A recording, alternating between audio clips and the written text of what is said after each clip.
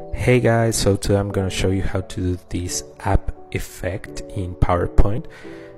So we start with a blank slide and I'm just going to change the background to black, and then I'm going to insert a rounded rectangle from the shapes panel. So if you click on the yellow dot here, you can actually change the roundness of the corners.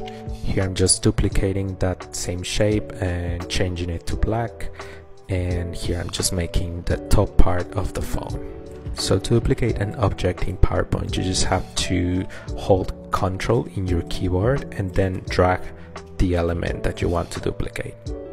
So then I just added some text and changed the colors a little bit, and then I'll go to Insert Icons. Here you have a library of editable icons that you can search for and just insert them in your slide.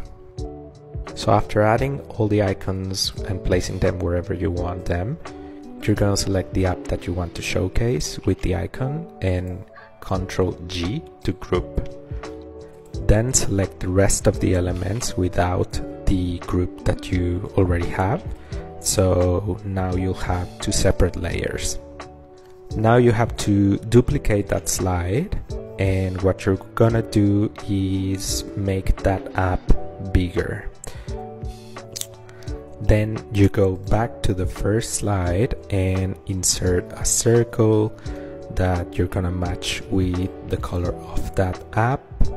You're gonna copy that one and paste it in the second slide. And for this one, you're gonna make it massive, so it's gonna take the whole space of the slide, and then you right click and send to back. And then you go back to the first one, select the circle, right click, send to back. And now to see the magic happen, you go to the second slide, you click transitions, morph. And there you go, you'll have this super cool effect. Thank you so much for your follows, and I will see you next time.